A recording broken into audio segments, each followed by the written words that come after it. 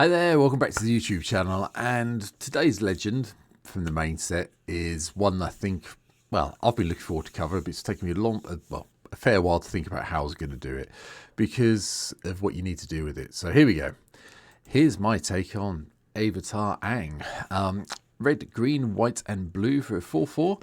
Human Avatar ally, as we all know, flying and firebending too. So if you don't know what firebending does yet, when you attack you get to add 2 red mana that stays in your mana pool until the end of combat, and so you can spend it on instants or activating abilities. And then whenever you waterbend, earthbend, firebend or airbend, you draw a card.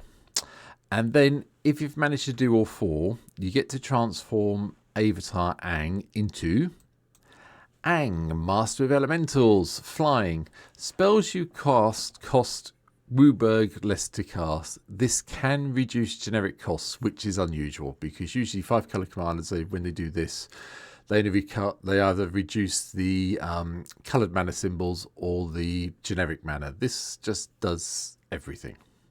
And then at the beginning of each upkeep, you may transform Aang, Master of Elementals. If you do, you gain 4 life, you draw 4 cards, you put 4 +1/+1 counters on Aang, and he deals 4 damage to each opponent. Now, obviously, the downside with this is to get this one in play, we have to get this one going. And that's a bit more challenging because waterbending, earthbending, firebending, and airbending are kind of difficult. Not if you're concentrating your deck on them, but trying to do all 4 of them in one turn. But hey, it's Avatar. I've had some fun with this deck because if it's got any of those keywords on it, it's probably going to be in this deck. So here we go. Here's what today's deck really does look like.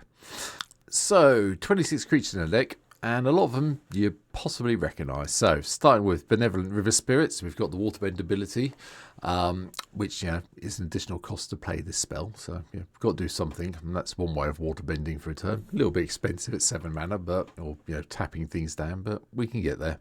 It does come in with flying and ward 5, and you get to scry 2s. It's not the end of the world.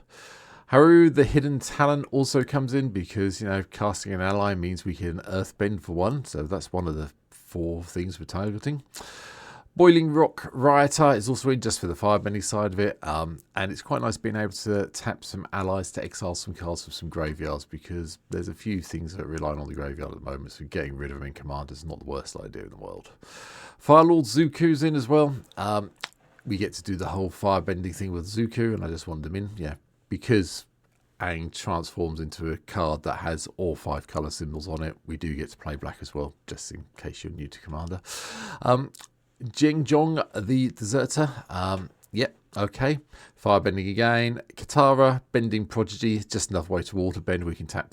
At the beginning of our end step, if Katara is tapped, we get to put a +1/+1 counter on, and we can waterbend 6. So, tap herself and 5 more to draw a card. Not the end of the world. North Pole Patrol, untap another target permanent we control, and then waterbend for 3, tap target creature and opponent controls. Again, another way of waterbending, that's fine. Uncle Iona adds the firebending and reduces the cost of our lesson spells by 1. We're coming to that. Aang, the last airbender, that's just a nice cheap way of doing a little bit of airbending in a turn. Azula on the Hunt is also in. Whenever it attacks, we lose a life and create a clue. So, that's fine. Gives us something to do our firebending mana we're going to get from Azula. Beerfong's Bounty Hunters. Whenever a non-land creature you control dies, we get to Earthbend X. So, we've just got to get all of these 4 happening in one turn. It doesn't matter when they happen, as long as they happen in one turn. You then get to transform. So, there are ways around it. If creatures die in combat, we get to Earthbend. That's another one of the things checked off. We've got the firebending, so we'll get there. Firelord Azula, just another firebending thing. And if we cast a spell while he's attacking, we get to copy that spell. We're coming to spells. It's all right, it's fine. Arona, Dragon of the West is in because I just like this one entirely for the haste, the mentoring. And if when we get +1/+1 counters on things, we get to do the firebending trick as well for 2. So yay. Sun Warriors creates allies, does the firebending thing. Cool. Boulder of the Ready to Rumble, another way of doing the earthbending when we attack with creatures with power greater or 4. Tolf, Hard-Headed Teacher, discard instants of sorcery, so we cast spells, we get to do earthbending. Might see Tolf soon. The other version of Toth, the first metal benders in as well, just turn our artifacts, and we have got a fair few artifacts coming up into earth bending lands. So yeah, we aren't going to be able to use them when they become a land, because, well, we are, but we're not. You'll see when we get there. Aang at the Crossroads, it just gives us a way to do wonderfulness and get the, look at the top 4 cards of our library per permanent. Creature value with mana value 4 or less from among them onto the battlefield. So everything up until here, basically, we can put into play for free off this one.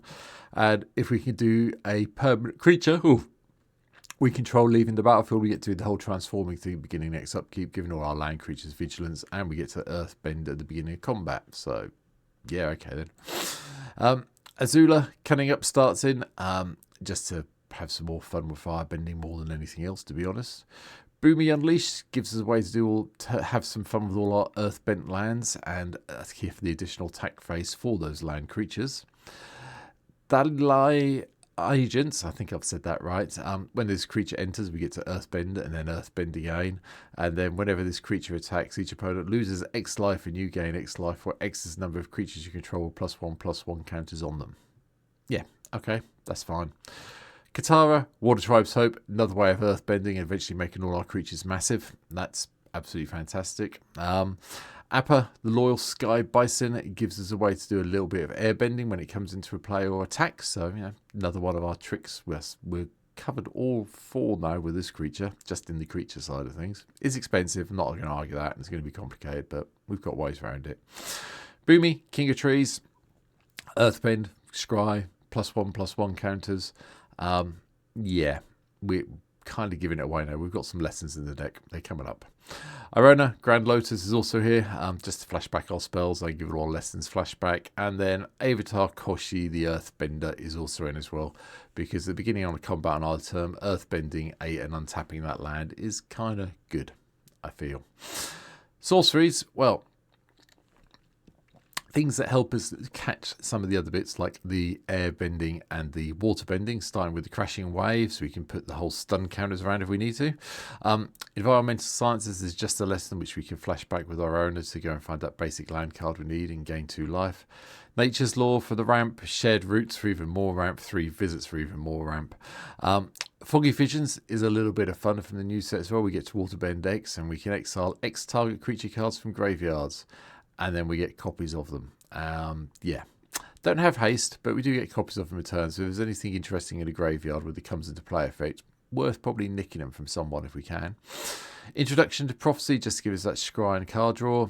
Spirit Water Revival for the additional water bend cost we can do. Draw 2 cards, and if this spell's additional cost was paid, instead shuffle your graveyard into your library, draw 7 new cards, and you have no maximum hand size for the rest of the game, and you get to exile this. Yeah, okay, happy with that plan. That's good, yeah. Earthbending lesson, really easy, just a 4 mana Earthbend for 4. Earth Rumble, we get to do the Earthbend 2, and then one of our creatures gets to fight another creature. Notice it's a fight, not a bite, so make sure whatever you're targeting can survive the damage coming back.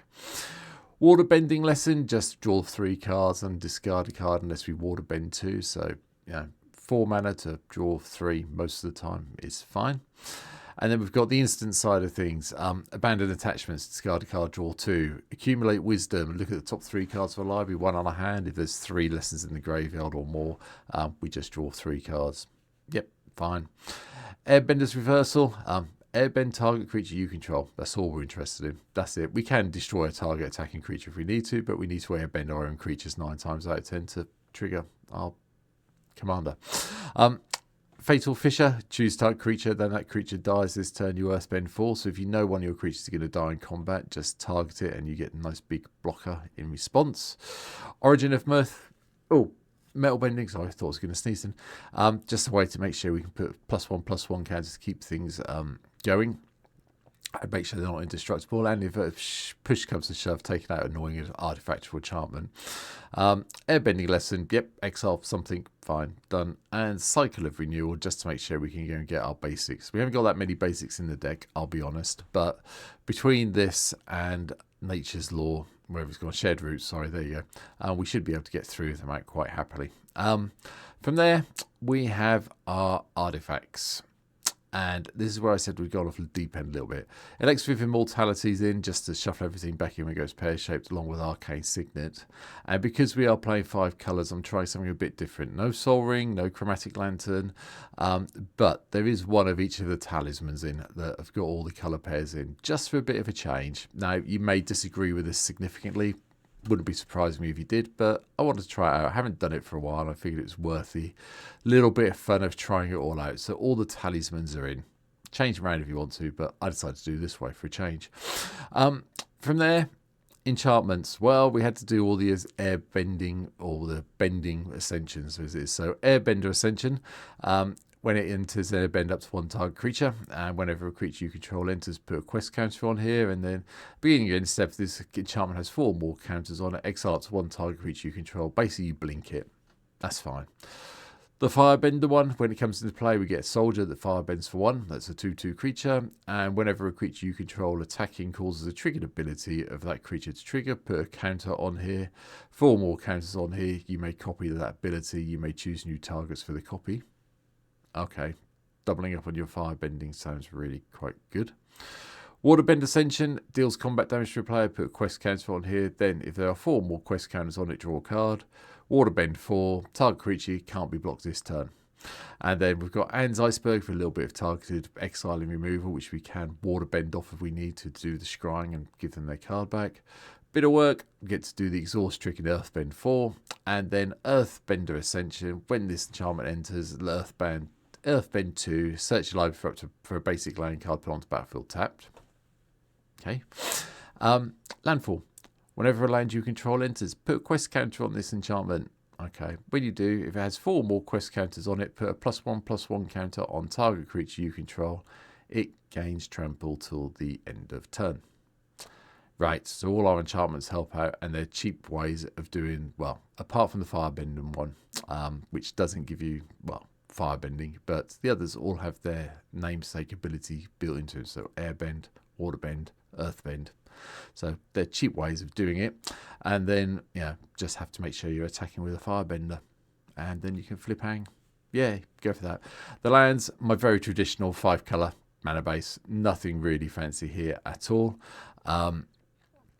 We've got everything you would expect to see. I have missed out Command Tower. I've just realised there should be Command Tower in here, but I'm not quite sure what would take out to put it in. So feel free to play around with the mana base. Command Tower should be in here somewhere, possibly over 3 Tree City, thinking about it. I knew there was a card I forgot to change. And as if by magic, Command Tower has appeared, and 3 Tree City has gone. We've got Training Centre in here. We've got Unclaimed Territory, because it does actually help with some of the allies. We can name allies with these guys just to help us with the mana colouring. And yeah, that's kind of it, really. Nothing particularly fancy. It should be fun, and that is my take on Avatar Aang. Like I said, it's a fun deck. It's only bracket 2. It's not particularly strong, but it does give good fun if you want to play around with all of the new abilities that have come in with Avatar, firebending, waterbending, etc. Yeah, I'm looking forward to playing it on stream. So there's a link down below to Twitch. Please come and give me a follow over there. Come and see me play on the Twitch streams. Thursday evenings and Sunday afternoons UK time. That's when that happens. Thank you to the now 800 people who are following me here on YouTube. I really do appreciate it. Pushing ever closer to that 1,000 goal of mine. So thank you to all the recent subscribers. There's been quite a few over the last week, I've noticed. So thank you to all of you. I do appreciate it. And please, hit the like button, hit the share button, hit the subscribe button if it's the first time here. Hit the cheer button if you can, and help me beat the YouTube algorithm. But I'll be back tomorrow, and yeah, we will look at a TOF, I promise. See you tomorrow. Have a good one. Bye bye.